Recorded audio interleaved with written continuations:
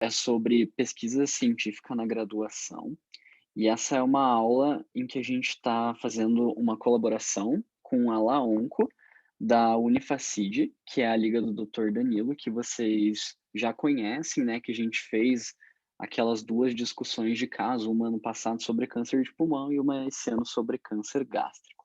Agora, então, eu vou apresentar o Dr. Jean e a doutora Maria Cristina, porque eles são novidade para os ligantes da Unifacid. Então, vou começar pelo Dr. Jean. O Dr. Jean, então, pessoal, ele é médico graduado pela PUC, fez a residência dele de clínica médica no HC da Federal aqui do Paraná, a residência de gastroenterologia no Hospital da Universidade Federal de São Paulo e o doutorado também na Universidade Federal de São Paulo, doutorado em gastroenterologia. Ele é membro da Sociedade Americana de Estudos de Doenças Hepáticas, do Colégio Americano de Médicos, me corrija se eu traduzi isso errado, prof. Também é professor adjunto da nossa disciplina de gastro e do Departamento de Clínica Médica da Federal. E, enfim, prof. Atua em vários lugares e a gente está muito honrado com a sua visita aqui, com a sua participação aqui, prof. Muito felizes por você estar aqui. E agora eu vou introduzir a prof. Maria Cristina também. A prof. Maria Cristina, ela também é graduada em medicina pela PUC, aqui do Paraná, fez a residência em clínica médica dela pela Santa Casa de Curitiba e a residência de oncologia clínica pelo Hospital Santa Marcelina, lá em São Paulo. Ela tem doutorado dela também na Universidade de São Paulo. Ela também tem várias atuações aqui, atua como oncologista ela atua no Hospital Santa Cruz, aqui em Curitiba, né, no IROC, também é nossa professora aqui da disciplina de Oncologia da PUC e é preceptora da residência de Medicina Interna do Hospital Cajuru. Tem muitas formações aqui e esse é um juntadão. Bem, então eu vou passar a palavra para o professor Jean, para a professora Maria Cristina. A nossa aula é para ter uma duração um pouquinho maior essa semana, tá, pessoal? Porque a gente vai começar primeiro com a fala do Dr. Jean sobre os estudos, depois vai ter uma ponte entre o Dr. Jean e a doutora Maria Cristina, e a doutora Maria Cristina vai falar sobre alguns estudos dentro da oncologia. Então, passo a palavra para vocês, doutores. Muito obrigado por estarem aqui. E muito obrigado a vocês também, nossos ligantes queridos e ligantes da Unifacid, por estarem presentes hoje. Obrigado, João. Obrigado pela apresentação, principalmente obrigado pelo convite. Deixa eu aproveitar, então, eu vou dividir minha tela. João, acho que você tem que me autorizar a dividir a tela, aqui está dizendo. Ah, não, já autorizou. Autorizei. Pronto, perfeito, está tudo certinho. O que eu preparei para hoje, na verdade, foi uma adaptação de uma conversa prévia. Eu até falei com o João. O que eu mais escuto assim no hospital ou com os estudantes, seja nas disciplinas de pesquisa clínica ou quando eles têm desejo de fazer um estudo, é por onde que eu começo, né? Como que eu seleciono o estudo, como que eu crio minha ideia, como que eu toco essa minha ideia, isto é, da sua concepção até a sua autorização pelos comitês de ética em pesquisa. É óbvio que, ao final, quando eu colocar vocês nesse caminho de como seguir com o seu trabalho, eu vou dar algumas informações sobre o nosso nicho aqui na PUC, como a gente busca a autorização do Comitê de Ética, mas como um norte para todos vocês, tá bom? Mas isso é muito semelhante em cada regional, mesmo que as pessoas que não são do Paraná, elas vão ter um passo a passo muito semelhante, já que a plataforma Brasil é uma plataforma nacional. Então, vamos antes começar pelo básico, né, que é, puxa, como que você começa a seleção do estudo para eu buscar a informação. E essa frase me chamou bastante atenção, porque atualmente a gente literalmente está se afogando em informação, né? E a informação cada vez é mais fácil de ser acessada, mas ela nem sempre nos leva ao conhecimento, e a gente então está faminto por esse conhecimento, aquilo que faça diferença em nossa vida. E aí, por que a gente vai ler, né? Por que a gente vai atrás de literatura? Uns, como eu estava conversando aqui com o João antes da gente fazer essa aula, é a ideia de o interesse em pesquisa. As pessoas têm interesse em pesquisa, então elas vão ler para ter ideias ou para fomentar a sua ideia, isto é, ver se alguém já pesquisou aquilo, para ver se aquilo é interessante ou não. Mas a gente também pode ler para melhorar a nossa performance na prática diária, isto é, eu estou à beira do leito, aquele caso foge do feijão com arroz que a gente aprende na faculdade, ou do feijão com arroz que está no guideline, e eu tenho que buscar a solução-resposta, isto é, eu sei que para determinada doença é tal remédio que eu dou, mas o remédio tem uma contraindicação numa tal comorbidade, bem esse paciente tem essa comorbidade, como que eu saio dessa? Ou quando eu estou na frente de alguém que, puxa vida, é um caso raro e eu não tenho conhecimento daquela doença. Então, eu posso buscar conhecimento, né? Eu posso tentar me atualizar sobre determinada condição, sobre determinado quadro clínico, sobre aquela doença que está afligindo o paciente. E por último, talvez a menos nobre, mas muitas vezes a gente vê nos rounds, nas enfermarias dos hospitais, seja o acadêmico, seja o residente ou o preceptor para o outro preceptor.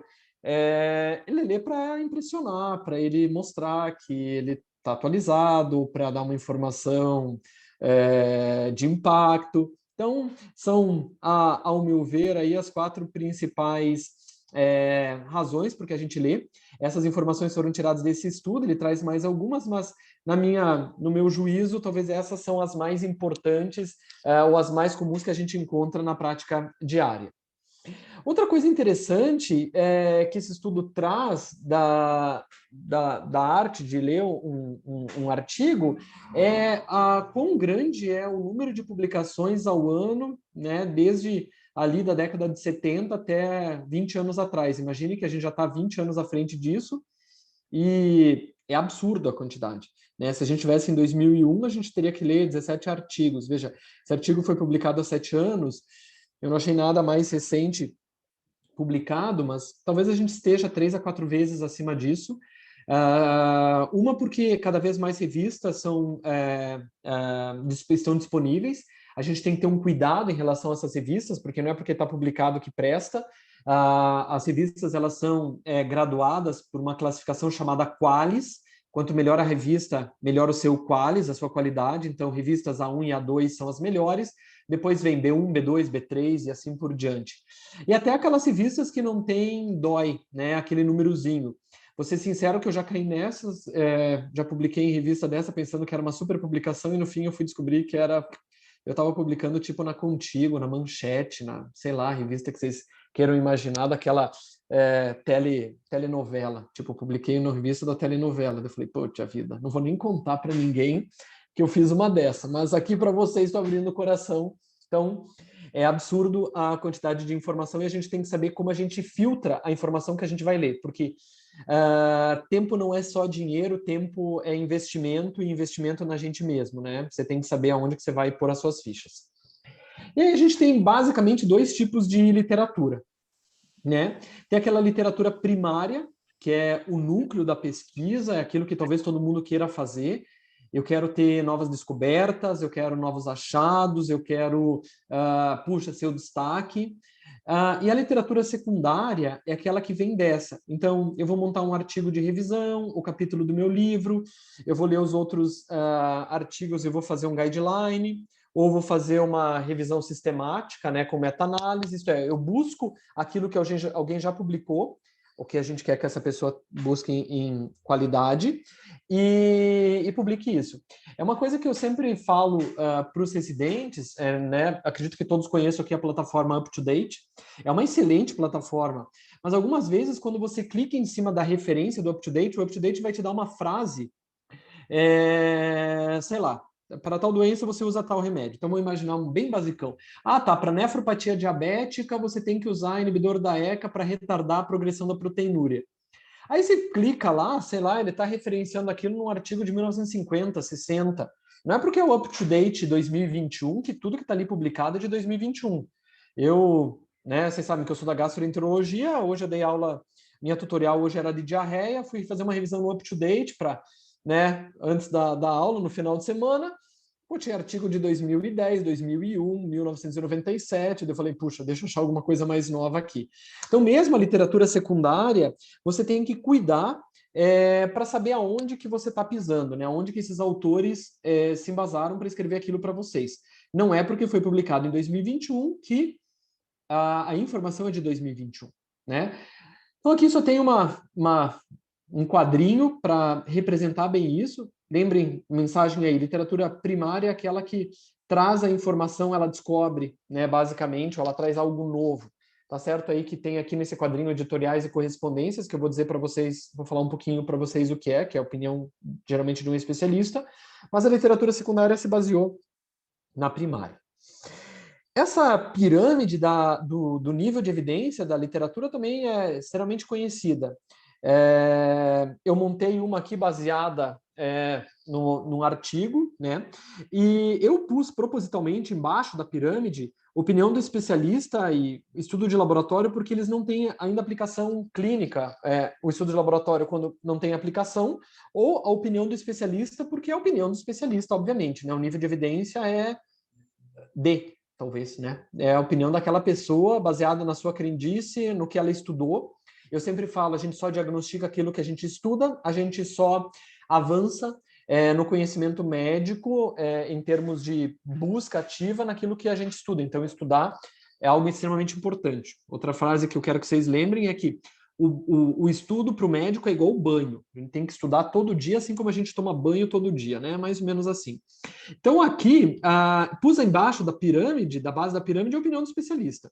Estudo de laboratório é muito mais para vocês imaginarem assim: eu estou no meio de uma doença que afetou o mundo inteiro, aí eu descobri um remédio de verme que eu estudei no laboratório, não consigo aplicar aquela dose no ser humano, porque senão eu mato o ser humano, é claro que eu mato o vírus, porque eu matei o ser humano.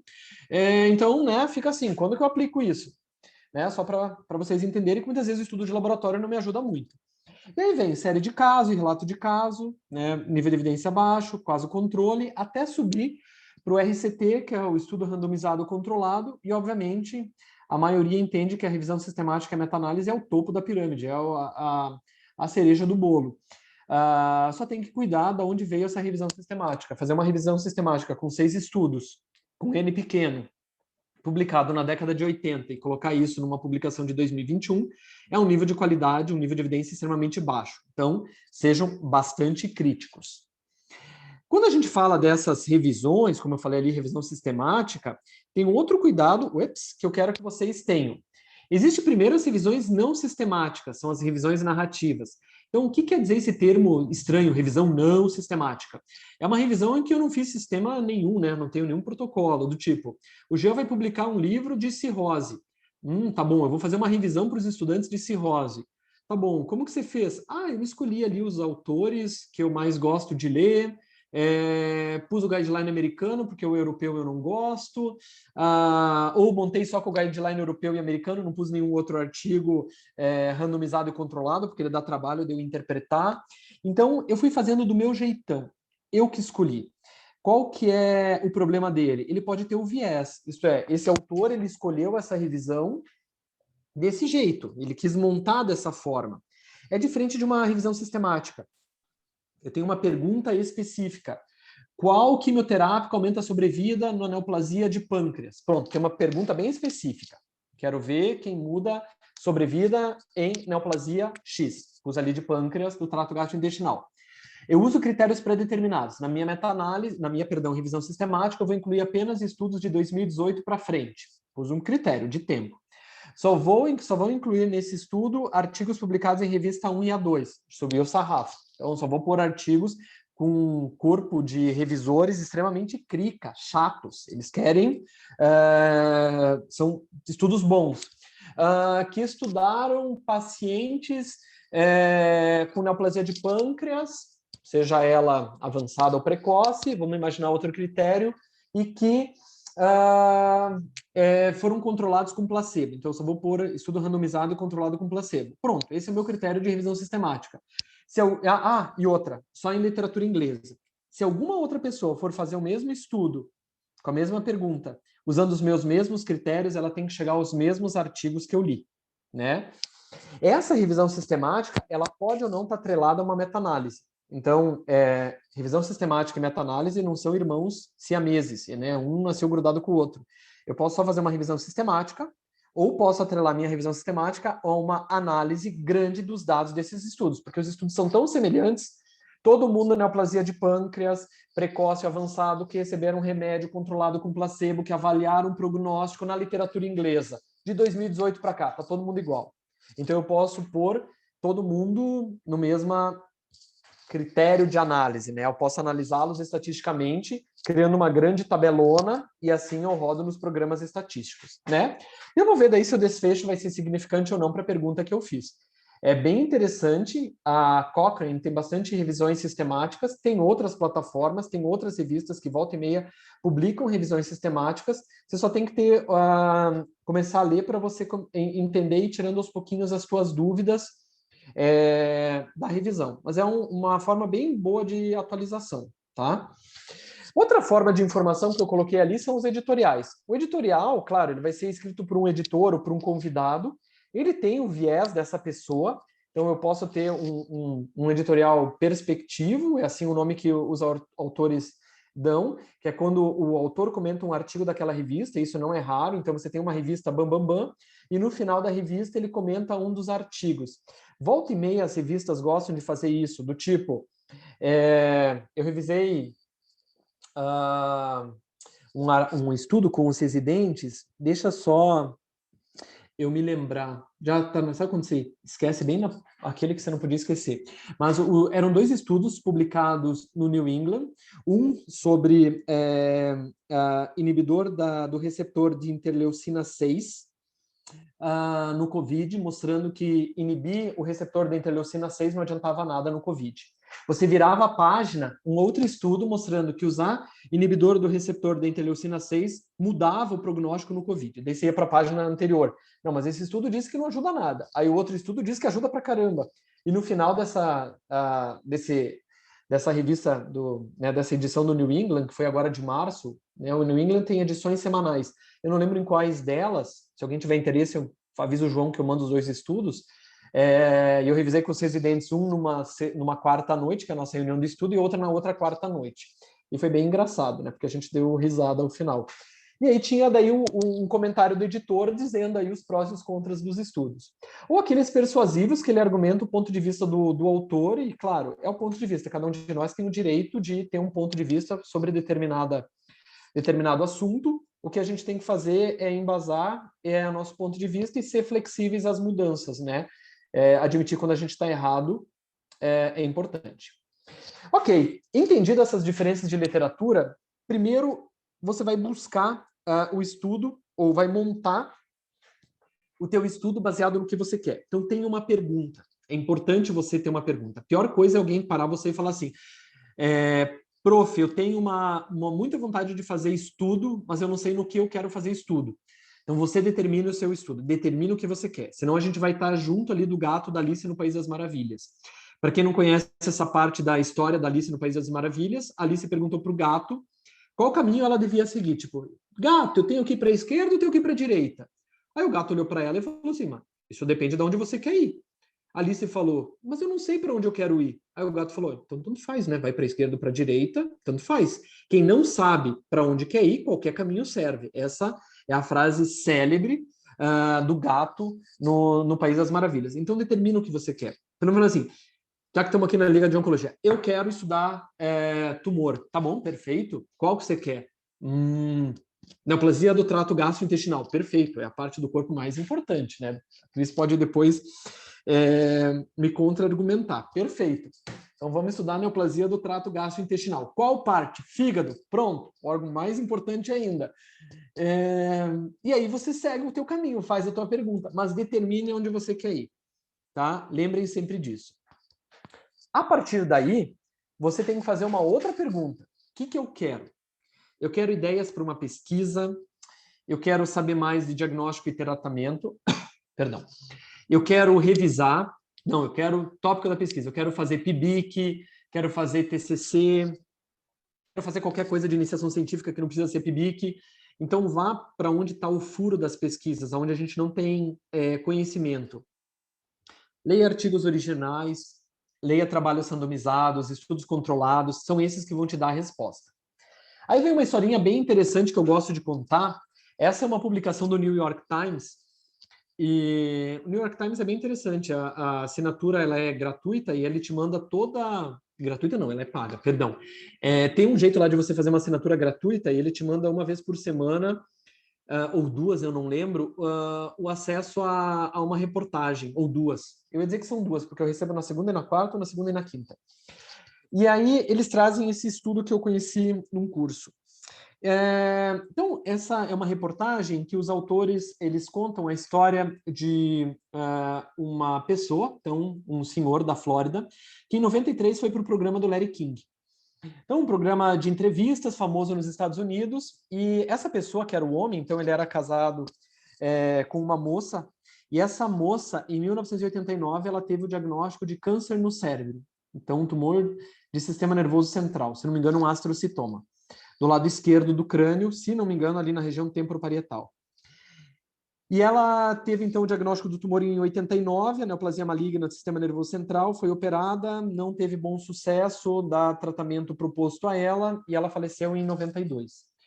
O marido dela resolveu processar a empresa de telefone celular, dizendo que o celular causou câncer no cérebro da sua esposa, porque o câncer no cérebro era do mesmo lado da orelha onde ela segurava o celular, isto é, ela segurava o telefone celular sempre, por exemplo, na orelha esquerda, e o tumor nasceu no lobo temporoparietal do lado esquerdo. E o tumor tinha uma conformação anatômica na tomografia ou ressonância, não recordo bem, que simulava até a antena do celular. E ele falou assim, isso é do celular. Imagine que essa senhora apareceu no teu consultório. Você que fez liga de oncologia, fez clínica médica, depois residência em oncologia e hoje é oncologista. E ele chega para você e fala o seguinte, doutor, minha esposa teve câncer no cérebro, isso é do celular dela. O que você diz? Não, isso não tem nada a ver. Não, eu não sei, eu tenho que pesquisar. Não, com certeza isso é do celular dela. Imagina você ali, a pessoa está na tua frente, você tem que pensar alguma coisa. Eu ia falar, não sei, eu tenho que estudar, né? Porque eu não tenho vergonha de dizer isso. Então, tenho que estudar. Me dá um tempo que eu preciso estudar. Ok, para estudar a gente tem que escolher uma plataforma de busca, tem que ir atrás da informação. Uma dos que eu sugiro é PubMed, é uma plataforma. Se você gostar de outra, Google Acadêmico, Lilacs, sei lá, qualquer outra, fique bem à vontade. A ordem é mais ou menos semelhante, vou pesquisar do mesmo jeitão. Então tá bom, vamos pesquisar e pus lá no PubMed, telefone celular, cell phones. Puxa vida, quando eu digitei isso, eu fui pouco preciso. Então, o que eu quero? Eu coloquei telefone celular. Você poderia ser mais direto, né, Jean? Sim. Você descobriu 18 mil resultados pelo teu telefone celular. Eu quero refinar a minha busca. Eu posso ir aqui do lado e ele está me dizendo que tem artigos publicados de telefone celular de 75 a 2021. Primeiro que eu nem sabia que em 75 tinha telefone celular, até me surpreendi, mas enfim. Eu posso pegar essa bolinha que está mais à nossa esquerda e puxar mais para frente, tipo 2018, 2015, 2010. Posso também direcionar e clicar ali se eu quero um texto grátis, se eu quero só estudar meta-análise, se eu quero dos últimos 10 anos, e daí eu não mexo no gráfico lá em cima, do jeito que eu quero. Eu acho que mesmo que eu clicar em tudo isso, não vai dar jeito. Então é melhor eu refinar um pouco mais. Então eu vou colocar telefone celular e câncer de cérebro. Puxa, olha que interessante. Começou a aparecer alguns estudos. Epidemiologia dos gliomas, descobrindo ou buscando as raízes do tumor de cérebro, do câncer de cérebro. Vamos clicar nesses aí para ver o que dá. Então, quando eu clico neles, a primeira ideia que eu tenho que ter na cabeça é que eu não preciso ler o artigo todo para minha primeira seleção. Então, eu não tenho que ficar assim lá no PubMed, baixando o artigo igual um louco, numa pastinha chamada, pasta lá do meu computador, tumor de cérebro e celular. Aí eu vou baixando todos lá que um dia eu vou ler. Nunca vou ler, né? Porque mal tenho tempo para fazer as coisas da faculdade, da vida diária, que em geral é um monte de coisa assim. Então, vamos tentar ganhar tempo. Primeira coisa, leia o título e busque o resumo. E avalie se nesse resumo tem algo que te atrai, principalmente a conclusão. Por que ler o resumo? Primeiro, porque ele é de graça. Nada da vida, gente, é de graça por acaso. Se a revista, que é paga, colocou o resumo de graça, é para te atrair. Quando você clica no PubMed, imagine um monte de anzol com minhoquinha e você é o peixe. Ele quer te pescar. né? Por isso que as revistas colocam que os resumos devem ser concisos. A maioria das revistas diz quantas palavras você pode usar, porque eles já sabem, por inteligência artificial, quanto que a gente lê, como que a gente faz a leitura dinâmica.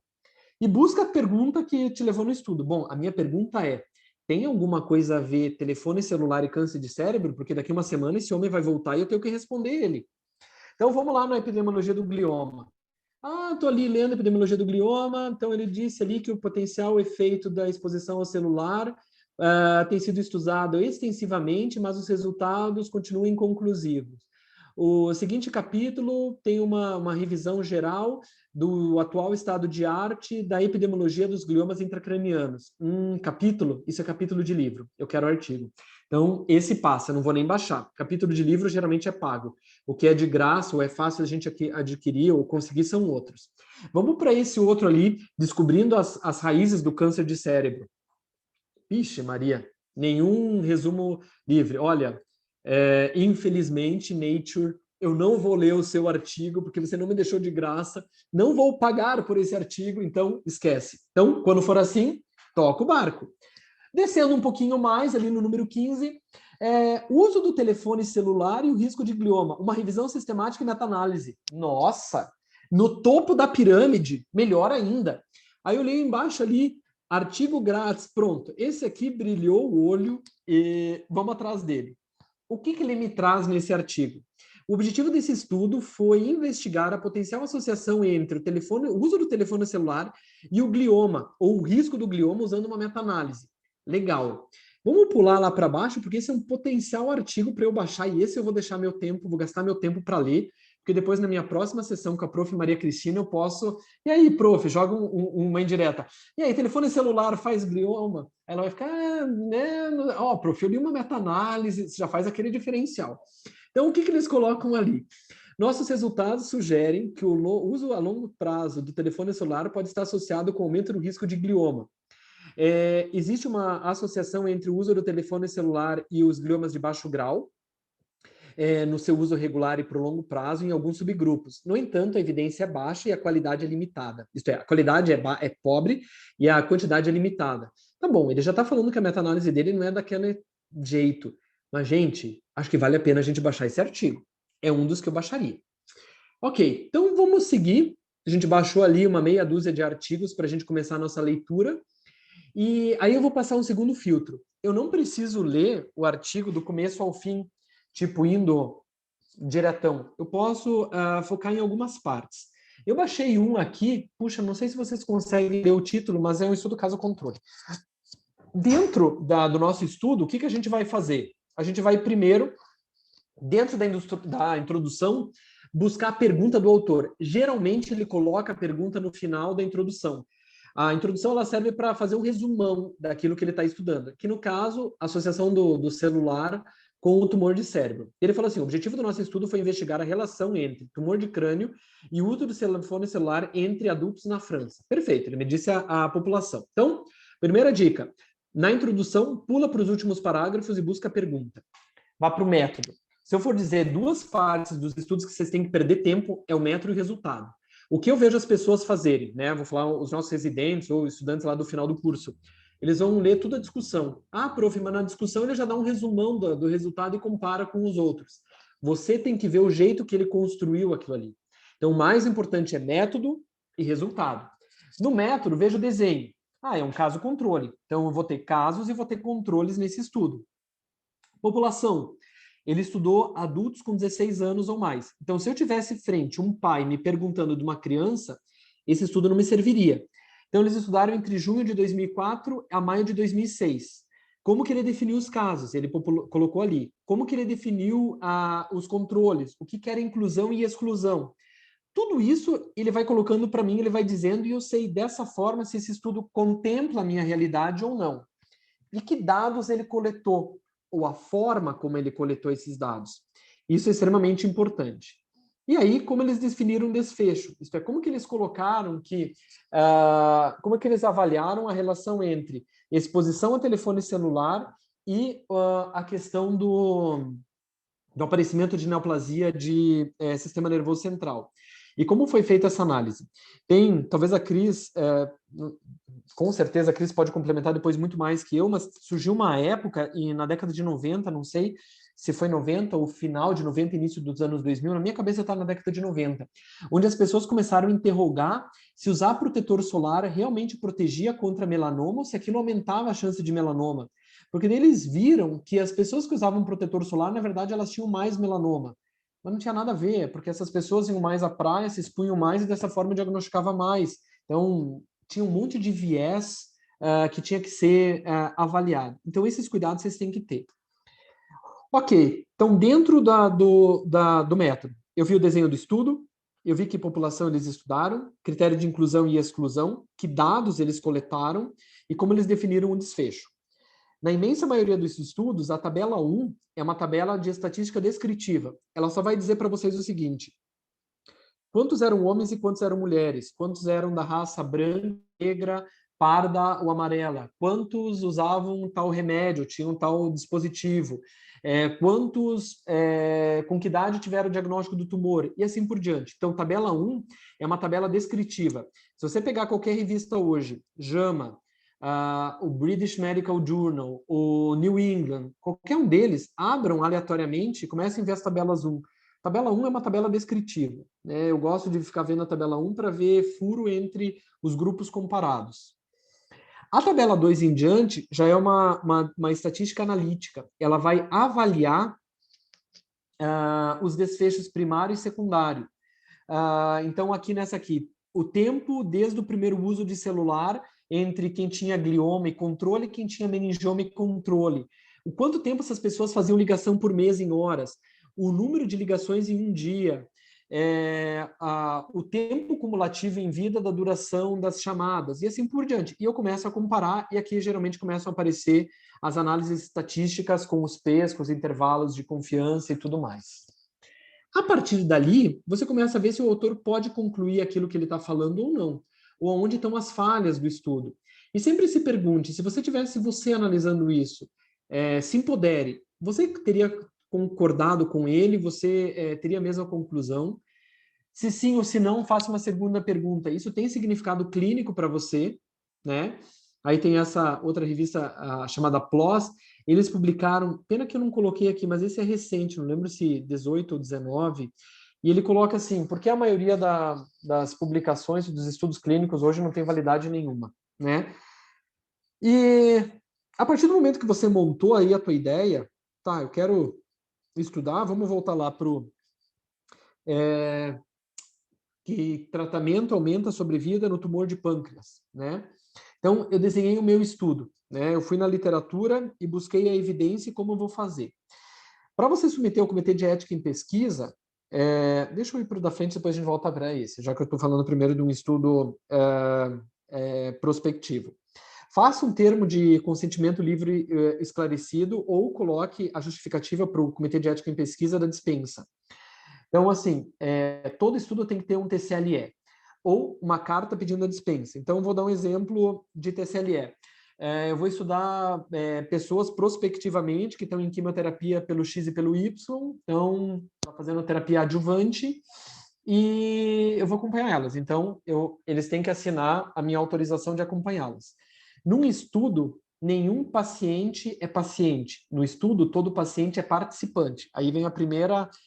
cuidado na escrita, porque senão o comitê de ética volta para vocês, dizendo, não, você disse que ele é paciente, aquele não é paciente. Mas ele é meu paciente, sim, mas no estudo ele é teu participante do estudo. E na pesquisa, você não é o médico do paciente, você é o pesquisador do participante. Então, o papel muda. Então, na relação do consultório, paciente-médico, na pesquisa, participante-pesquisador. Se você estiver vendo dados de prontuário, você tem que fazer uma carta para o CEP explicando. Eu estou vendo apenas prontuários médicos, eu quero uma dispensa do TCLE.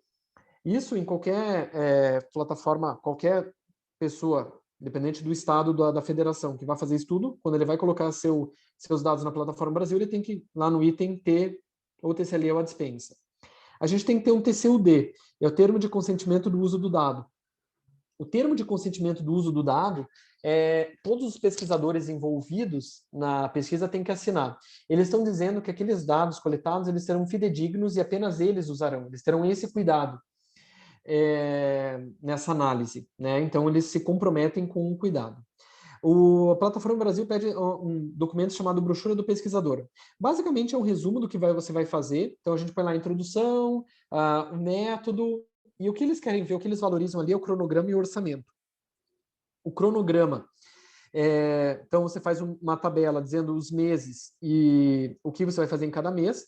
Nunca coloque assim, envio do protocolo para o CEP embaixo, início da pesquisa. É a primeira coisa no cronograma que eles vão pegar no seu pé. Você só pode coletar dados da sua pesquisa quando o CEP atualizar. Então, vou dar um exemplo.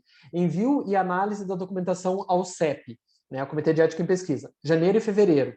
Coleta de dados, começa por X em março. Dá 2 meses para o CEP. Errado, fazer assim.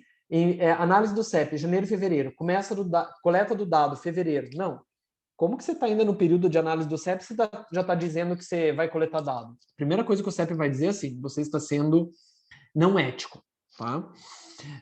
Uma coisa que também é importante, mesmo que vocês façam um estudo em dados epidemiológicos, em dados de prontuário, no TCLE e na brochura, você sempre tem que colocar os riscos. E aí a maioria das pessoas não entendem. Elas falam assim, mas que risco tem uma pesquisa onde eu só estou usando prontuário? Toda pesquisa tem risco. Nesse caso, o risco é do dado, né, da informação vazar, isto é, dela ser disseminada. Então, você tem que colocar isso. Os riscos dessa pesquisa em prontuários médicos é haver vazamento dos dados. Para minimizar os riscos, os pesquisadores acessarão os prontuários eletrônicos com senha pessoal e intransferível, num computador que é apenas da instituição. Então, pronto.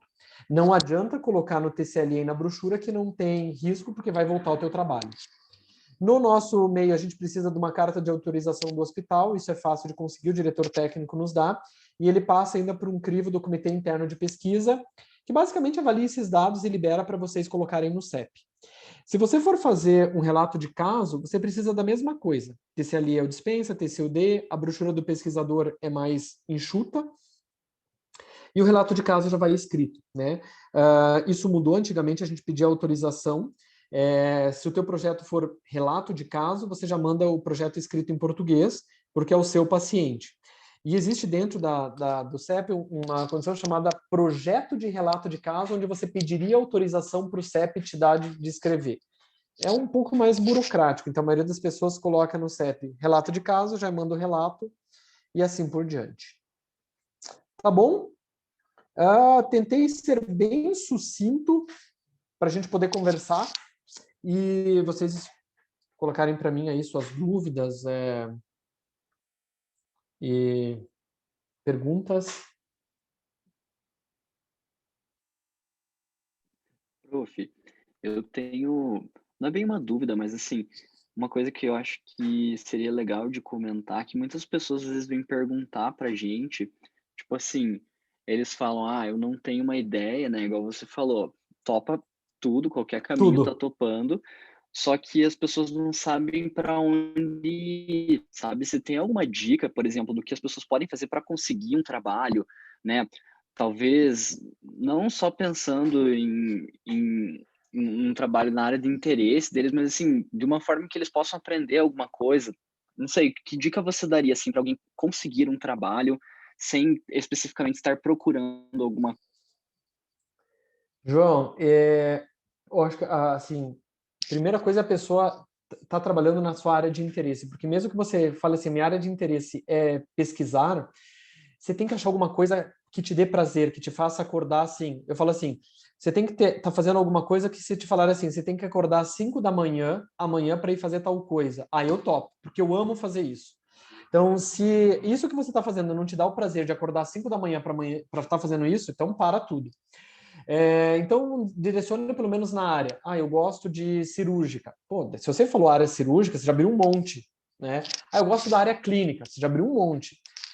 Eu ainda seria um pouco mais direto, mas vamos dizer que a pessoa gosta de área clínica.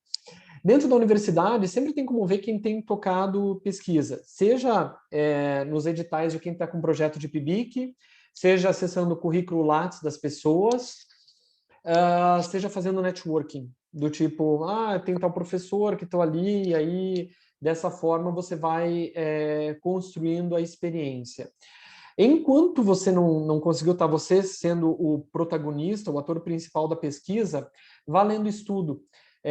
Porque a melhor coisa quando você começa a pesquisa, ou você se encontra alguém que está se candidatando a ser para orientação científica, essa pessoa já tem noção daquilo. E muitas vezes lendo, eu vi tal estudo, eles fizeram desse jeito, tem esses buracos, que tal a gente fazer um negócio assim? Propor, ser bem proativo. Seria uma forma de conseguir.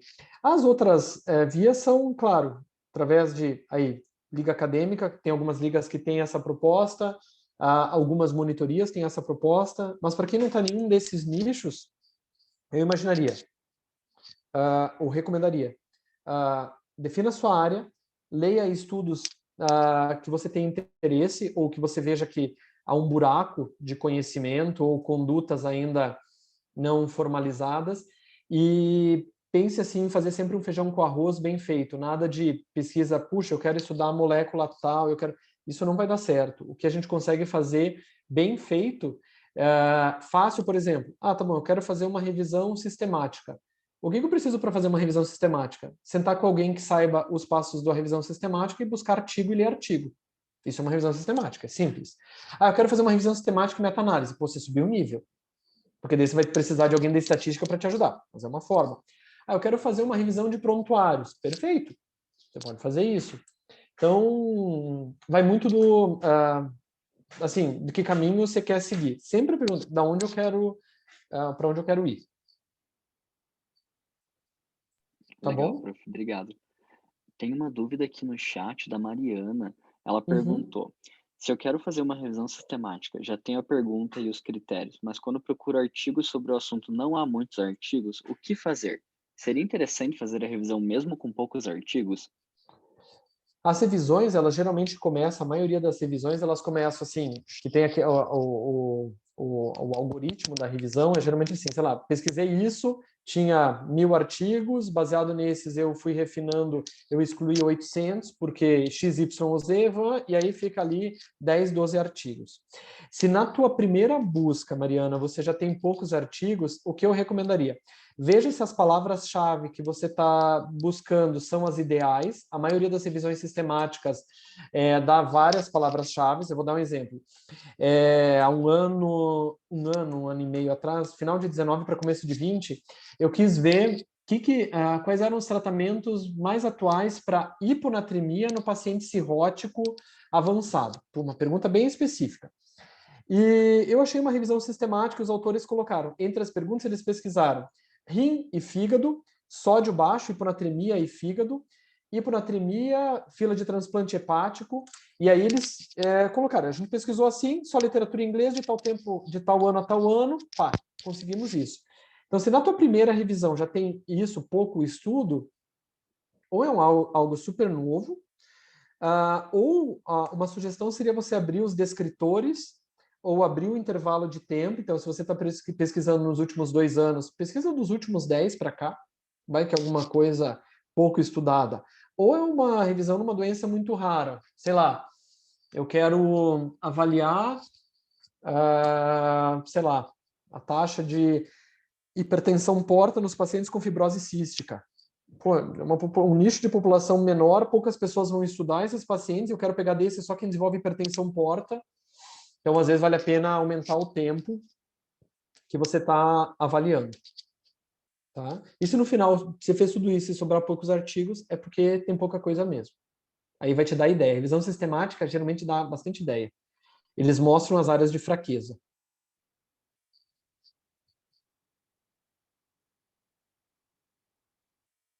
Uhum. Posso falar agora? Sabe que tava difícil não falar aqui, né? Não dar uns pitacos aí no meio dessa aula. Eu quis te provocar um pouco. Eu fui anotando aqui para não esquecer as coisas para falar. Então, assim, primeiramente eu quero agradecer a oportunidade de ter você, já, não apenas por todo o currículo que o João trouxe para nós, mas também pela pessoa incrível que você é, né? E que eu tenho a oportunidade nessa vida de chamar de meu amigo. Então, muito mais do que um grande professor, um grande médico, você é um amigo sem igual, né? Eu falo para o João Pedro, que é meu Para, filho, Cris, que depois obrigado. do meu irmão, o meu melhor amigo é o Jean, né? O João já sabe disso. Mas, Você sabe, enfim, você é minha irmãzinha. Bom, agora rasgou seda, todo mundo já viu. rasgou, total, total. Agora fecha, né, o parênteses, mas enfim. Eu acho Agora que vem foi a bronca. super legal a tua fala aqui para nós, principalmente porque eu digo, aproveitando já o gancho das crianças, né, que ultimamente a gente está muito mais ainda mais agora em época de pandemia, muito mais próximo deles, então vendo o programa que eles gostam de assistir, afinal, e tem um desenho muito legal que se chama Luna, né? E esse desenho, ele gira em torno da menininha ter curiosidade sobre diversas situações, seja pela cor de uma fruta, seja como a estrela fica no céu e não cai, enfim. E eu brinco que os alunos têm que ser meio Luna, né? A Luna, ela diz que ela quer saber de tudo, ela quer entender como funcionam as coisas. E quando eu inicio a disciplina de oncologia, eu digo muito isso para os alunos. Eu acho que a curiosidade, ela é o início, é o start de um grande pesquisador, né? E se a gente não tem curiosidade, teve uma pergunta aí, como que a gente pensa num estudo se a gente não tem ideia? Quanto mais você lê, quanto mais você é provocado, mais você vai ser instigado a ter ideias e muitas vezes ideias até mais brilhantes do que nós mesmos, né? Porque a gente fica muitas vezes muito focado no nosso dia a dia, na nossa assistência, e algumas vezes o aluno ele está lá lendo, viajando ali na ideia, e de repente, puxa, surgiu uma possibilidade aqui de algo que me deixou curioso, deixa eu tentar entender melhor como que funcionam essas coisas. E eu tive uma experiência bem recente com a turma 81, que está agora no sexto período, não sei se tem alguém aí da turma 81, mas teve uma experiência super legal, porque eu soltei uma aula, né, de um assunto, e vieram perguntas para mim do nível, tipo, que eu acho que nem residentes talvez tenham, e nem colegas, nem meus pares talvez tenham. Então, realmente, a gente fica muito feliz com isso, né, de trazer a turma trazendo esse retorno para nós, dizendo, puxa, prof, eu quero entender mais o que é essa dita da instabilidade microsatélite, e o aluno me pegou de calça curta mesmo, porque eu já fiquei muito contente com o que eu sabia de instabilidade microsatélite. De repente ele, não, mas eu quero entender melhor, você não está me explicando tão bem. Eu falei, olha, para por aí, deixa eu estudar e depois eu volto com a resposta para você, porque foi incrível, assim. Então, eu acho que começa por aí. Começa justamente como o Jean trouxe para nós. Primeira coisa é você tentar entender a tua afinidade, né? Eu, por exemplo, desde muito, já no início do curso, eu sabia que eu não queria uma disciplina cirúrgica, eu não gostava de cirurgia, tinha interesse em entender, tinha curiosidades, mas não era minha grande afinidade sempre foi clínica. Dentro da clínica, eu gostava de muita coisa, mas óbvio que você vai entrando na clínica médica, você vai adquirindo mais afinidades. E como o Jean bem trouxe lá no início da apresentação dele, hoje a gente tem uma infinidade gigantesca de literatura para ler na sua especialidade, né? Dentro da oncologia, hoje eu tenho uma literatura que foge da possibilidade de eu conseguir me manter atualizada em tudo. Então, mais ainda, a gente está vendo, dentro das especialidades, a gente adquirir subespecialidades, né? Para tentar realmente manter um grau de atualização dentro do que você se propõe a fazer. Então, dentro da gastroenterologia, hoje o Jean, ele atua mais como hepatologista, porque é muita coisa. E eu imagino que dentro da hepatologia tem aqueles que são mais afins das hepatites, outros estão mais linkados a serviços de transplante, enfim, deve ter as subdivisões também.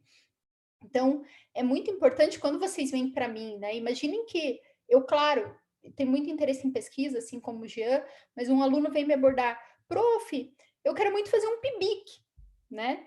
E aí, naquela correria nossa do dia a dia, aquela mensagem fica na nossa cabeça, mas muitas vezes a gente não para pensar, puxa, o aluno tal quer fazer um PIBIC, deixa eu parar para pensar numa ideia, como que eu vou estruturar essa ideia? Então, ou eu tenho já a ideia aqui de pronto, ou o aluno tem que vir me provocar, falar, prof, eu gostei muito de câncer de próstata, gostei disso, me interessei, tem como desenvolver um PIBIC ou uma pesquisa em relação a isso?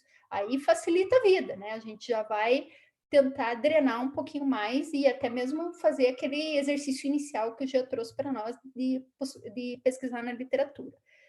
Algumas curiosidades do que você apresentou.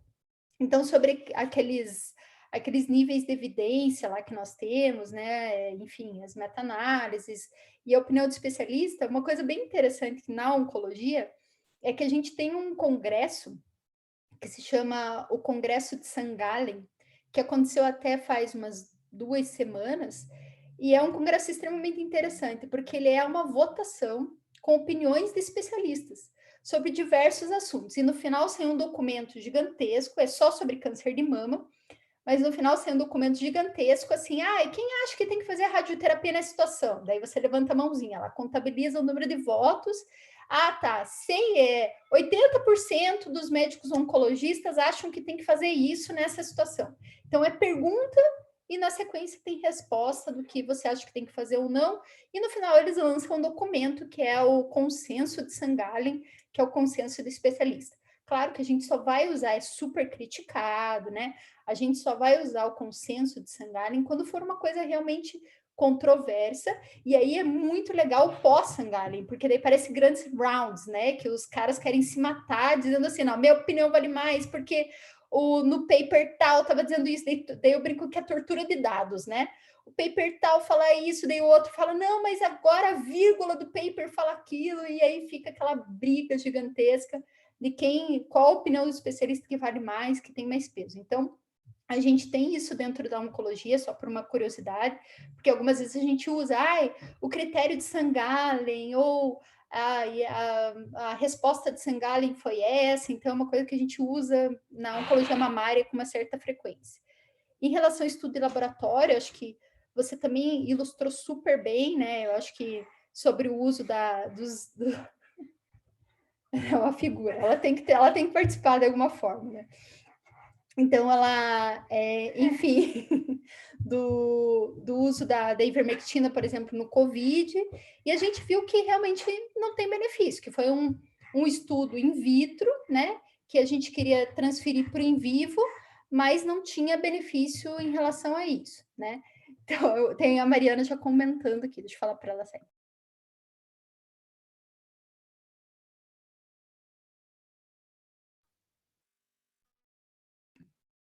Então, é muito importante a gente tentar entender o que faz sentido. E aí a gente tem muitas conversas com aquelas pessoas que fazem pesquisas translacionais, que devem ser super valorizadas, que são as pesquisas de laboratórios, mas muitas vezes o que a gente acaba...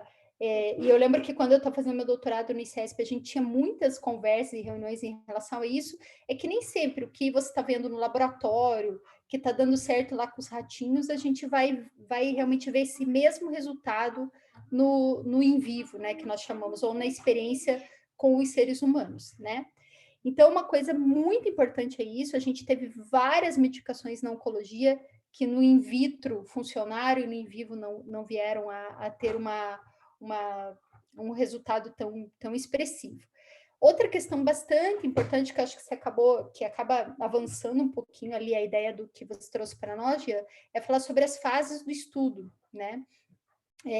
Na oncologia isso é extremamente valorizado, imagino que em outras áreas também, mas na onco a gente fala muito. A primeira coisa que a gente fala, esse estudo fase 3, né?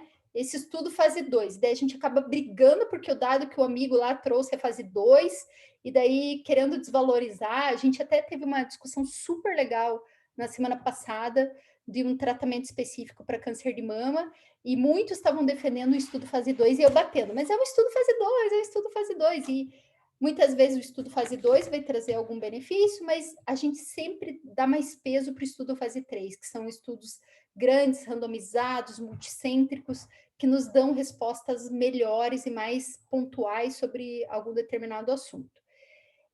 Isso na onco a gente valoriza demais, e também que eu acho que é motivo para outra aula, mas outro fato que a gente também valoriza muito na oncologia são as curvas de sobrevida, que também muda um pouquinho o linguajar, né? Quando a gente sai de outras especialidades clínicas, a gente fala muito de sobrevida livre de progressão, sobrevida global, sobrevida livre de doença invasiva, e isso para nós... Olha o presente que eu ganhei. Que lindo, Maria Antônia. Eu quero comer esse ovo. Eu vou comer. E aí, assim, a gente vai conversando sobre as curvas de sobrevida, e isso para nós é extremamente importante também. Então, quando vocês forem ouvir uma grande discussão de oncologia, com certeza em algum momento vai chegar, puxa, mas esse estudo trouxe ganho de sobrevida global, então ele vai ser mais valorizado, em detrimento de outro que não trouxe, que trouxe ganho de sobrevida livre de progressão. Então, a gente pode, claro, abordar isso se alguém tiver curiosidade, mas essa questão dentro da oncologia é extremamente valorizada, que são as curvas de sobrevida. Em relação à tabela descritiva, também é algo muito importante para nós, que a gente tem até foi uma discussão que o João, o Ricardo, que a gente teve com um grupo na semana passada, que a gente orientou as meninas a olharem as tabelas descritivas para entender quais são as variáveis que são avaliadas em determinado estudo. Isso já dá uma dica e também diminui o tempo que a gente perde ali para tentar entender algum estudo. E em relação ao viés, uma coisa muito interessante que me chamou a atenção numa discussão agora, também muito recente, que foge um pouco da onco, mas eu acho que ilustra bem essa questão do viés dos estudos e da análise, né, que a gente faz, é que no grupo de mães de WhatsApp começou, eu não vou mandar meu filho para a escola porque aumentou muito o caso de Covid em crianças, não sei o que lá. E aí a gente esquece de analisar o dado, né? Na verdade, aumentou o número de casos de Covid como um todo. Então, vai aumentar o número de crianças com Covid e, portanto, vai aumentar o número de crianças com Covid mais grave. Mas não quer dizer que o Covid esteja piorando em crianças, né? Então, eu acho que essas análises, elas são extremamente importantes de serem realizadas de forma criteriosa.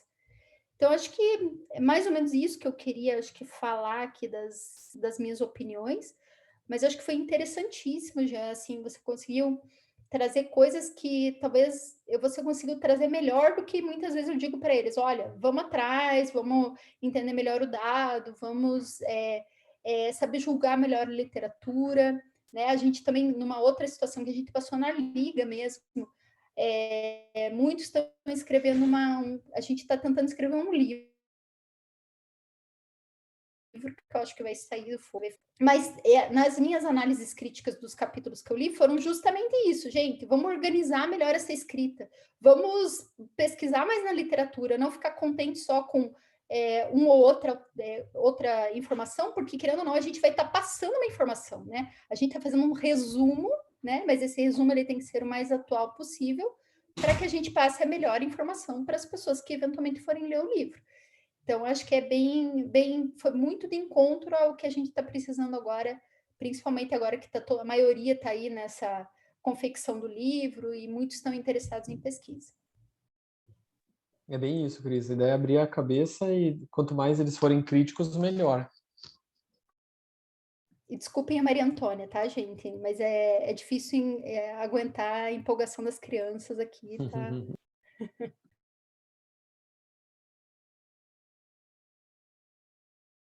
Eu não sei se tem mais alguma consideração, alguém quer fazer uma pergunta.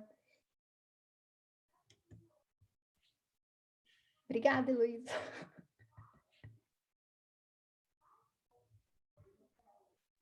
Pessoal, aproveitem a oportunidade, viu? Não é todo dia que a gente tem 2 professores excelentes, igual o Dr. G e a doutora Maria Cristina aqui, viu? Qualquer pergunta, mesmo que seja super específica, aproveitem.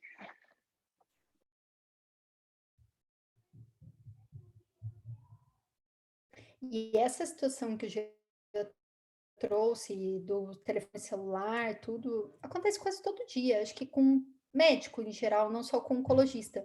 Mas o oncologista tem uma questão, a gente carrega uma doença que é muito estigmatizada, né? Então, muitas pessoas querem encontrar uma relação causa-efeito, né? Eu bati a minha mama no ônibus em 1900 e bolinha, então por isso que agora eu tô com câncer de mama.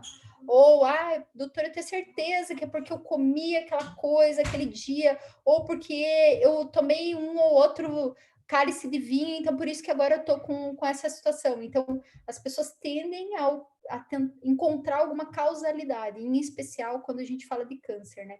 Então, essa pergunta que ele trouxe foi de forma brilhante, porque a gente tem quase todos os dias que pesquisar alguma relação para trazer para o paciente a resposta, né? Então, acho que é bem importante isso também.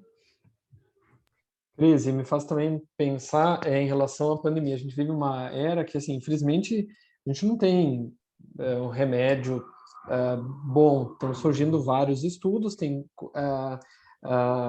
né, vários direcionamentos. E quando às vezes os pacientes me fazem, mas puxa, olha, esse remédio, esse tratamento é o que deu efeito para o fulano.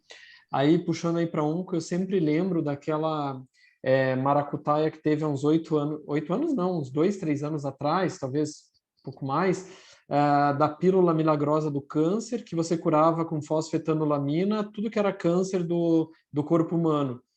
E aí, assim, era de um pesquisador de uma universidade super famosa do estado de São Paulo, e ele se dizia que aquilo curava. Daí você perguntava, mas você fez estudo de fazer 1, 2, quem dirá 3? Não, não tem estudo nenhum. Eu dou para as pessoas e elas dizem que curam.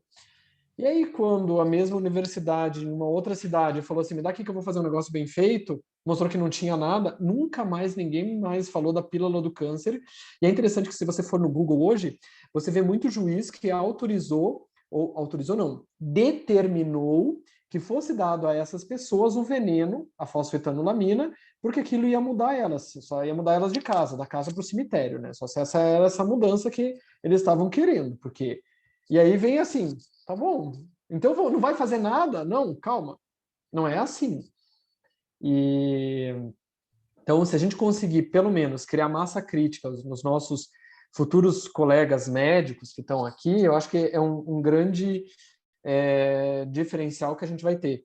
Porque, como você falou, esse tipo de pergunta, a associação causa-efeito ou busca por um tratamento, ela faz parte da história da medicina. A medicina só é o que é porque a gente vivencia isso há alguns séculos. Sempre a gente está atrás. E não pense que vai parar. Vai vir uma segunda onda de uma pandemia X, uma doença Y, ou as mesmas que a gente tem, que já são bastante, que a gente vai ter que tentar melhorar os tratamentos, os prognósticos, diminuir efeitos adversos e assim por diante.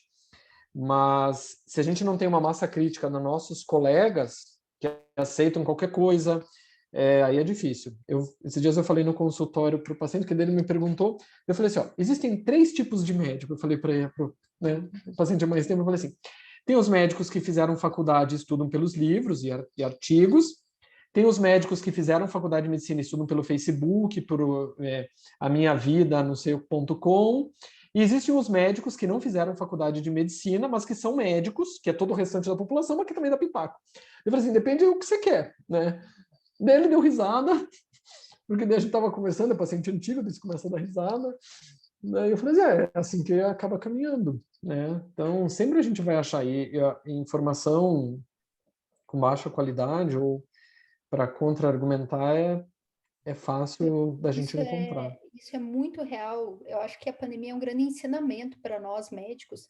Primeiro, para que a gente perceba o quanto nós precisamos nos unir, né? Em relação à opinião, em relação. Eu vejo assim, quantos áudios você recebeu, e mesmo vocês já devem ter recebido. Ah, porque é o médico do Einstein está dando opinião que tem que usar tratamento precoce, não sei o que lá. Gente, qual é o nível de evidência do médico do Einstein? Né? Vamos conversar primeiro, né? Segundo, esse médico do Einstein, ele vai dizer que ele teve 100 casos, tá? O que são 100 casos perto de milhões, né, que estão ocorrendo hoje em relação à pandemia. E isso também se traduz muito na minha vida, assim, porque, como eu falei, as pessoas tendem a tentar encontrar alguma relação de causalidade para o câncer. E outras questões também, a gente tem que lidar com a cultura, né? Com o conhecimento popular. Então, muitas pessoas falam, puxa, mas é porque você está sem a vitamina tal, e a doutora não passa tal da vitamina. Daí a gente vai atrás de estudos e vê que muitas vezes reposições vitamínicas podem ser deletérias para o tratamento oncológico. Então, aí você está numa contra, né, numa onda que está totalmente contra o que está vindo.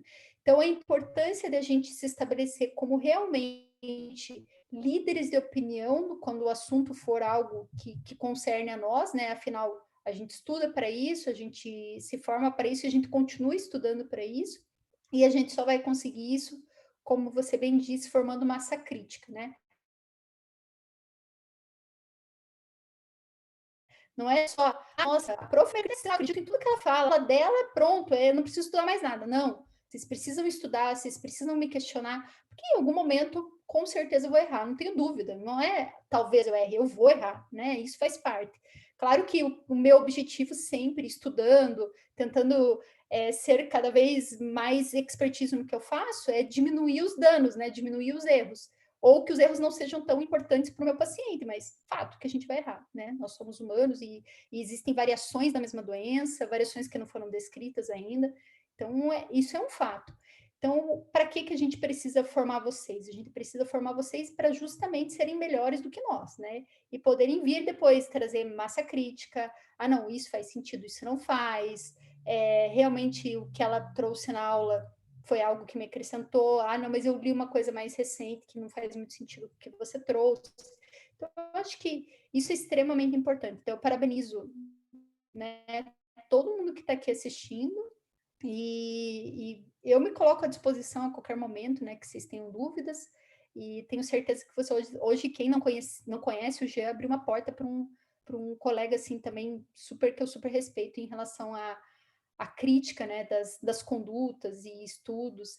E outra coisa importante também, gente, eu acho que o que diferencia a gente, muitas vezes, de colegas mais jovens, então do meu residente, ou de um colega que tem menos tempo aí de formado, é uma coisa chamada experiência, que a gente vai adquirindo também com o tempo e vai adquirindo uma coisa chamada feeling, né? Então a gente vai sentindo o cheiro do negócio, né? Igual eu brinco, igual o cheiro de melena. Você já sentiu uma vez, você nunca mais esquece. Você vai estar no corredor lá do outro lado, é melena, certeza. Então é a mesma coisa. Então é o que diferencia. Então acho que isso que vocês têm que aproveitar de nós, né? Muitas vezes o conhecimento ali do artigo, acesso ao artigo, todo mundo tem, né? Mas o que vai diferenciar é essa crítica, essa leitura, ler, reler. Puxa, eu quero entender melhor, eu quero conversar com alguém que tem mais experiência. Vocês vão se tornar muito melhores, não tenho dúvida. Professores, tem uma questão que às vezes chega para a gente nunca sabe muito bem como explicar, sobre a plataforma Brasil. Se toda pesquisa precisa passar pela plataforma, entender melhor o que é essa plataforma, sabe? E eu entendo, mas eu nunca sei como explicar muito bem. Então, vocês podiam explicar melhor? Toda pesquisa precisa ser cadastrada na plataforma Brasil. Então, é uma plataforma nacional e ela vai direcionar o teu estudo para o Comitê de Ética em Pesquisa mais próximo do centro onde você está fazendo a pesquisa. Para eu fazer uma pesquisa, eu não preciso, Jean, por exemplo, imagine que eu não sou professor de nenhuma faculdade, eu sou médico no meu consultório. Se eu quiser fazer uma pesquisa nesse meu consultório, eu não preciso ter um convênio com o Comitê de Ética em Pesquisa ou montar um Comitê de Ética em Pesquisa, não é nada disso. Eu vou cadastrar o meu projeto, ele vai para a Plataforma Brasil, e a Plataforma Brasil vai dizer o seguinte: o consultório do Jean fica na rua tal. A rua tal, ela fica mais próximo do CEP da Universidade Federal do Paraná. Então, o estudo dele vai ser avaliado por aquele Comitê de Ética em Pesquisa. Então, primeira pergunta, a resposta é: toda pesquisa precisa passar pelo CEP? Precisa, mesmo que seja um estudo internacional já aprovado em algum Comitê de Ética em Pesquisa de algum outro país. Então, vamos dizer que nos Estados Unidos eles estão fazendo um estudo com determinada droga e eles querem fazer um braço no Brasil. Quando ele vem para o braço aqui, Brasil, vamos dizer que tem um braço em Curitiba e um braço em Salvador. Ele vai passar pelo CEP de Curitiba e vai passar pelo CEP de Salvador. Pode ser que o CEP de Curitiba libere, pode ser que o CEP de Salvador fale assim: eu quero mais dados. A gente pode ter esse tipo de briga entre os CEPs ou esse entendimento diferenciado. O que facilita é que os CEPs conseguem acessar o que cada um está pedindo para tentar haver uniformidade. Então, vamos dizer que o CEP de Salvador falou assim: eu quero vistas, eu quero uma melhor tradução desse termo de consentimento livre e esclarecido, porque o nosso paciente aqui, o nosso participante, perdão, aqui em Salvador não vai entender essa palavra aqui. Aqui eles vão entender de um outro jeito. Então, eles pedem a revisão. E aqui em Curitiba pode falar assim: a gente também quer, só que aqui a gente quer que inclua também tal coisa, ou a gente está satisfeito com o que Salvador falou. E assim vai, eles vão se comunicando. Mas, então, mesmo estudos multicêntricos com diferentes braços no país, eles vão passar por CEPs diferentes. E a única diferença é que, eu não sei como faz o cadastro inicial para quem nunca fez um cadastro na Plataforma Brasil, mas eu ia dizer que para você conseguir um cadastro como pesquisador na Plataforma Brasil, você tem que ter algum outro documento. Porque às vezes eu falo para os estudantes, coloca na Plataforma Brasil. Daí eu falo, não, prof, mas eu não sou pesquisador. E daí eu falo, então é daqui que eu coloco, ou a gente vê um jeito de você colocar junto comigo para a gente seguir, porque você pode permitir assim, eu pesquisador, eu permito, por exemplo, que o João nutra os dados da Plataforma Brasil, como pesquisador participante, alguma coisa assim, ou pesquisador associado. É isso, né, João? O João está sinalizando que sim. Aí o João consegue acessar, mas ele não consegue dar o start, ele não consegue iniciar. Mas é uma coisa boa, tem lugares, nem é todo lugar do mundo que é assim, não. Né? O Nos Felipe Estados aqui Unidos, perguntou uma que eu coisa. tenho um pouquinho mais de experiência, a gente tinha que registrar no Clinical Trials. Inclusive, o Clinical Trials é uma plataforma super interessante quando você está pesquisando algo novo, né? Então, puxa, eu quero saber se estão estudando uma coisa muito específica. Eu vou falar uma coisa, talvez fale grego agora para vocês, mas eu quero saber se tem uma medicação anti-MET para câncer de pulmão, né? Aí eu coloco lá descritores no Clinical Trials e vai me trazer qualquer pesquisa que no mundo esteja registrada pelo Clinical Trials, tá? Então, é uma coisa bem interessante, assim, quando eu quero ver coisas mais novas, assim, onde que está acontecendo, ou se a ideia está sendo desenvolvida em algum lugar, eu coloco no clinicaltrials.gov. E dele vai passar pelo R&D de cada centro, né, R&D Cris? de cada centro. Uhum. Então, Inclusive, e a única coisa que... é um treinamento, assim, ó, chuchu beleza, né? Que a gente tem que fazer quando a gente vai para lá. E ficar lá algumas horinhas lá, ouvindo aqueles videozinhos, bem legais. E se não me engano, os R&Bs, eles podem ser pagos, né? Você pode pagar um R&B, é como se você pagasse o comitê de ética. Quando eu escutei isso, eu falei assim, nossa, mas isso é tão antiético, eu vou dar dinheiro para o comitê de ética ver meu estudo. Mas eles são super fechados, assim, eles são bem... Você dá o dinheiro para o trabalho dos caras, porque os caras só fazem isso, aqui no Brasil é voluntário. Para vocês terem uma curiosidade, assim, né? Uma experiência que eu tive lá, não foi nem do departamento de onco, mas era um pesquisador do departamento de cardio na época, e ele acabou que vazou alguns dados de uma pesquisa que ele fazia. E isso é tão sério lá, né, que a polícia, daí, enfim, começou a investigar o cara, tudo, ele acabou cometendo suicídio, porque de tão sério que foi, entendeu? E não era uma coisa assim, vamos dizer, ele vazou, o computador dele lá ficou aberto, tá? Então, mas para eles é uma infração gravíssima. Eu lembro que eu tinha várias senhas, quando eu acessava prontuário, para que alguns estudos a gente tinha que acessar prontuário, eu tinha que ter uma senha que ela era...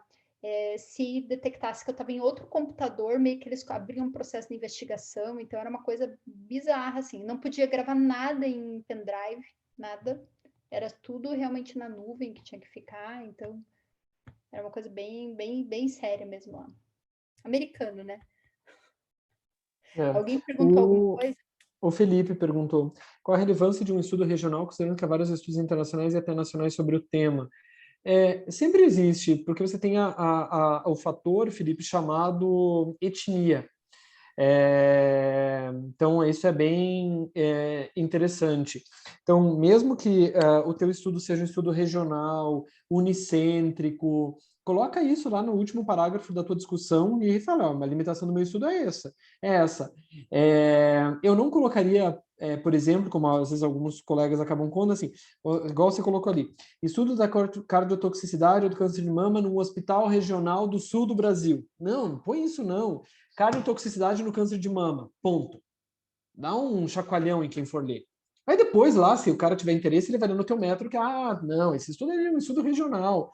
Mas dê um tema de impacto. Vou contar duas historinhas. Uma foi o Maurício Montemeso, ele foi ex-residente nosso de clínica, ele fez cardio, e o Maurício estudou esteatose no mestrado dele e doença arterial coronariana. E eu era co-orientador do mestrado, porque como eu não sou eu ia falar pró-reitoria, né, da pós-graduação, eu não posso orientar diretamente, você tem que sempre estar junto só para ajudar. E o Maurício queria pôr um nome, não sei o que lá, eu falei assim, Maurício, põe o seguinte, esteatose e coronariopatia, são Big Brothers? E a gente mandou o estudo com esse nome, os Big Brothers. E aí alguém gostou. foi publicado como os Big Brothers. Depois eles vão ver que era um estudo pequeno na Santa Casa. Então, Felipe, pense grande, tá? Não vai pôr que é do estudo regional, não. Põe o negócio ali e faça...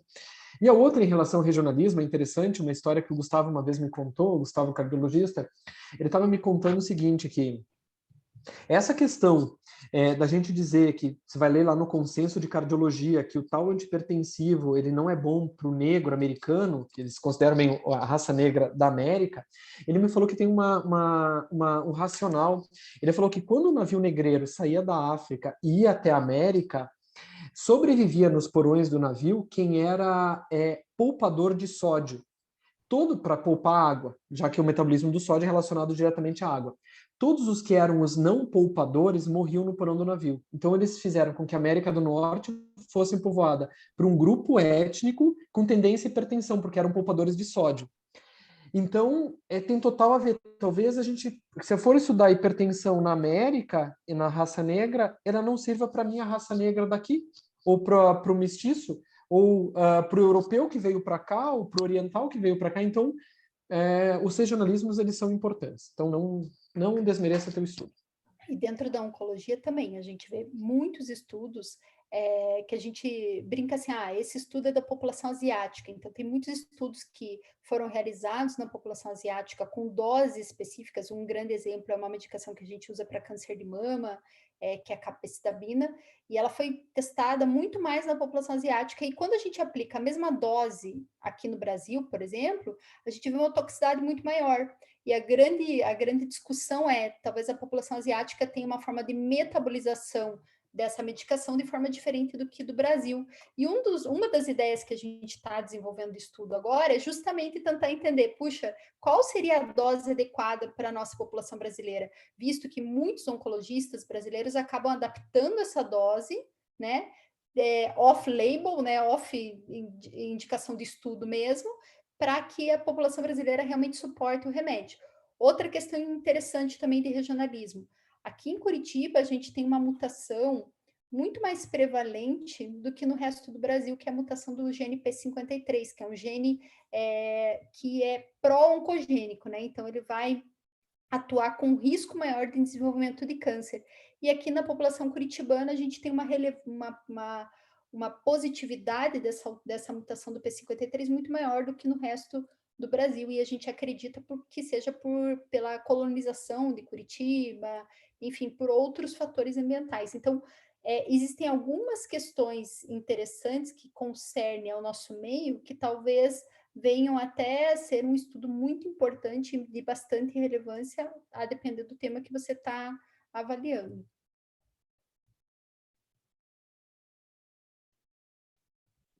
Professor, eu tenho uma dúvida. Eu não sei muito bem nem como pôr em palavras, assim, mas esses dias eu estava numa discussão de caso, e aí o chefe da cirurgia estava falando que sempre que a gente vai ler um estudo, a gente tem que ter um senso crítico sobre a análise estatística. E aí, assim, ele começou a falar, já me arrepiei inteiro, né? Porque isso não é uma coisa que a gente aprende muito na graduação, sabe?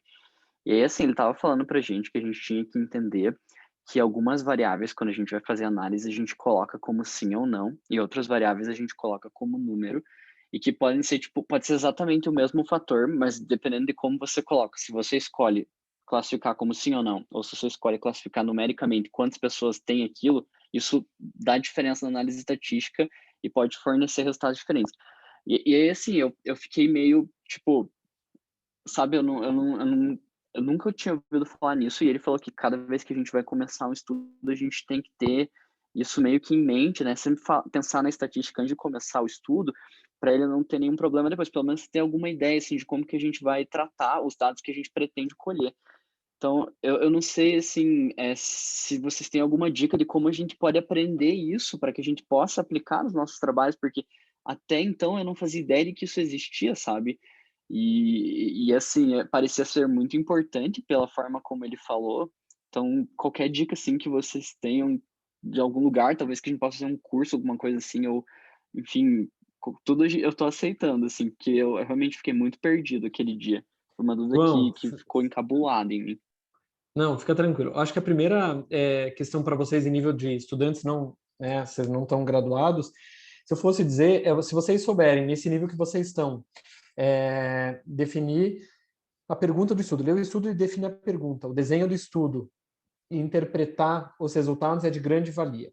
Quando você está numa residência, quando você está fazendo mestrado ou doutorado, aí você começa, tá bom, vou dar um exemplo, eu quero avaliar, vamos dizer que o quimioterápico que a Cris vai usar dá insuficiência renal ou não. O que ele quis dizer é o seguinte, se eu for avaliar o dado da Cris da insuficiência renal ou não, eu crio uma variável dicotômica, sim ou não. Dicotômica, 2 respostas, sim ou não. Então, se a pessoa fez uma creatinina aí de 0,5 para 1, então aumentou 0,3 da creatinina pelo menos, aqui em 1, ou se ele foi da creatinina de 0,5 para 9, ele pontuou sim. Não estou nem pensando em nada. Se ele avaliar a creatinina como valor numérico, e aí uma variável contínua, se a creatinina vai de 0,1 até 15, 20, eu tenho uma variável contínua. E aí eu consigo estratificar. Tá bom, os pacientes avaliaram com... deixa eu só fechar aqui, meu computador está acabando a bateria. AKIN 1, AKIN 2, AKIN 3, eu consigo especificar. Quando você vai para análise estatística, o estatístico vai dizer o seguinte para você. Variável dicotômica, você vai fazer uma regressão logística, variável linear, você vai fazer uma regressão linear. E sempre tem estudo, testes estatísticos padrões, ou assim, o feijão com arroz para cada tipo de variável, ou cada tipo de pergunta que você está fazendo naquelas variáveis. Eu não me perguntaria, talvez ele deu ênfase em algo que eu mudaria. Fique preocupado em entender o resultado, em avaliar a tabela 1, talvez considerar o ter massa crítica para saber se aquela significância estatística tem representatividade clínica, se aquilo vai te fazer diferença ou não. E deixa essas questões de se eu vou usar, igual eu falei, que tipo de regressão eu vou usar, se eu vou usar um teste T de student ou um Q-quadrado, para quando você estiver no mestrado e doutorado, ou se você for para uma residência médica que te exija fazer um TCC, e aí você vai para isso. Sendo bem sincero, eu só fui aprender isso quando eu fui na pós-graduação, e vou ser sincero, bem malomeno. Aí depois me interessei por isso, fui fazendo o curso, mas se o paciente perguntasse para mim, tá, eu quero que você trate minha cirrose, minha gastrite, minha diarreia. Não muda nada, muda o jeito que eu estou lendo o paper. Eu acho que eu uso muito mais o jeitão de eu ler o paper e ser criterioso e chato, do que saber se ele usou o teste estatístico certo para aquela variável. Revisores de revista, geralmente eles usam esses critérios, mas vocês, não me preocupem. E eu falo que na prática, obrigado, graças a Deus. não sei você, mas eu já fiz 300 cursos de estatística. Aí quando eu tô no curso, legal, nossa, sair daqui bala, né? Aí quando você vai para a vida prática, depois você fica um tempo sem fazer publicar. No doutorado eu estava fazendo sozinha minhas análises, né? Aí depois você fica um tempo sem publicar, daí você, puxa, precisa de uma Cris, é bem isso. Estatística, assim, é algo que eu você sabe que tenho que ir atrás. É igual metabolismo do caos, eu brinco. Eu cheguei a comprar o programa estatístico, tá nesse computador, e assim, eu tava 0 bala até o ano passado. Aí, segundo semestre, eu já comecei a enferrujar, e agora eu tô voltando, porque toda hora você não der uma pesquisada, você esquece. E igual eu falei pro João, não é para pensar nisso, não. Tanto é que tem estatístico, né? Sim. Existe a profissão, não é isso. por acaso, né? Tem estatístico. Eu acho que é importante você ter uma noção, porque que nem o estatístico muitas vezes não vai ter a noção clínica que você precisa para ele fazer a análise do teu dado, né? Mas assim, nuances de estatística, assim, aí só o Ricardo mesmo.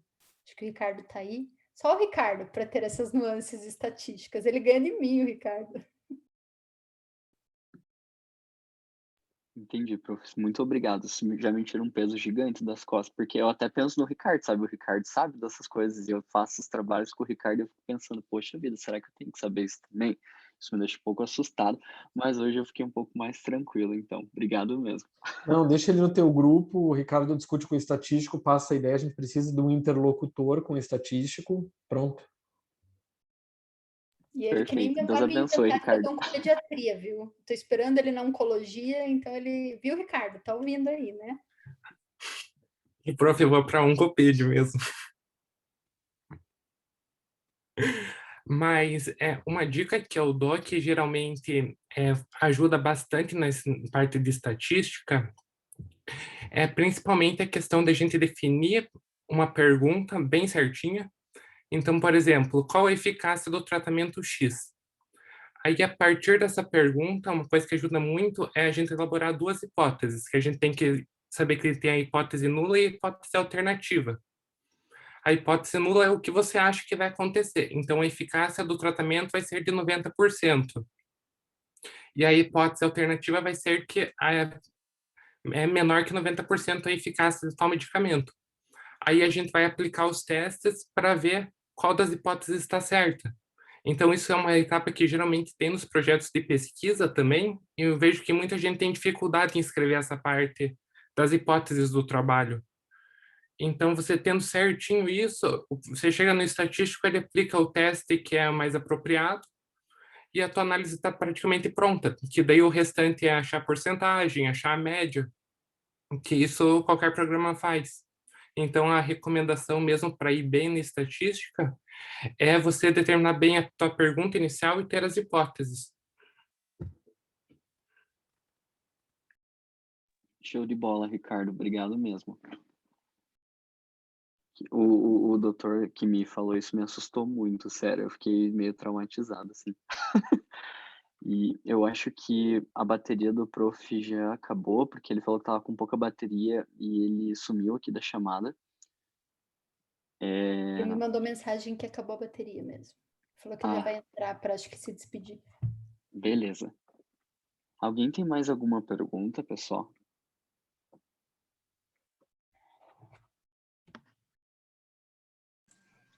Eu acho que nesse assunto, as perguntas surgem quando a gente está fazendo. Nessa hora a gente entendeu super bem o que falaram, tá tudo lindo na nossa cabeça. A hora que você senta para fazer, já não lembra mais nada, já vem todas as dúvidas. Eu acho que o que tem que ficar de mensagem dessa aula, vamos dizer, um resumão, é a questão da análise crítica, né? Então, do que vocês estão lendo. Então, como o Jean falou, você está lendo Contigo ou você está lendo New England? Você está lendo Nature ou está lendo Caras, né? Então, acho que isso é importante, porque muitas vezes, assim, não é por mal, mas muitas vezes chegam para mim, muitas vezes eu pergunto para um aluno, quando ele chega, prof, eu vi isso, tá, mas onde você leu isso, né? Porque ou ele muitas vezes leu errado, ou ele vai me trazer uma novidade que eu não sei realmente, ou a fonte que ele leu é uma fonte WhatsApp-like, né? Então, eu acho que é bem importante a gente tentar entender a fonte do que a gente está lendo. Esses dias mesmo, o Jean comentou sobre o filtro solar na década de 90, mas esses dias a minha mãe me mandou um WhatsApp que a minha tia leu que o uso de filtro solar causa câncer, né? E aí ela queria saber a veracidade disso, e aí eu falei, mãe, primeira coisa, vamos ver de onde vem isso, né? De qual site que ela tá lendo e etc. Porque lembre que papel aceita tudo, né, gente? Computador, se eu quiser escrever ali uma coisa que eu acho que é verdade, basta eu ter uma boa oratória, eu trago aqui para vocês e vocês vão acreditar, entendeu? Então, o importante dessa aula, eu acho que a maior mensagem é crítica do que vocês estão lendo, a crítica do que vocês estão ouvindo, e vocês só vão ter crítica a partir do momento que vocês estudarem, que vocês lerem, que vocês entenderem a fonte do que vocês estão pesquisando, né? Então, acho que o Jean trouxe isso de uma forma muito legal e, claro, cada vez que vocês forem para a vida prática, vão surgir novas dúvidas, e isso acontece conosco também, né? Comigo, o Jean voltou agora. Então, é uma coisa que vai acontecer e que a gente vai sentar e vai discutir, puxa, será que é isso mesmo? Ou a gente vai pedir ajuda de alguém que saiba mais, né? Então, em questão à estatística, volte e meia a gente tem que pedir ajuda de algum estatístico, né? Para poder até se certificar de que os dados que nós vamos publicar são esses mesmos. Então, eu acho que é isso, assim, acho que esse é o resumão do objetivo da aula. E como eu acho que a palavra final é massa crítica, eu acho que vocês têm que ter esse diferencial na formação de vocês.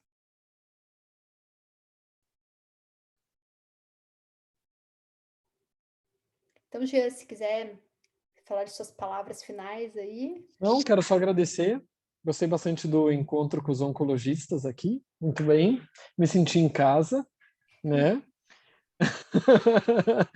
Então, uma boa semana para todo mundo. E a ideia que a Cris falou é bem essa, que se a gente conseguir deixar vocês instigados e críticos o bastante para terem um raciocínio próprio e, né, embasarem suas decisões, já ganhamos a conversa, tá bom?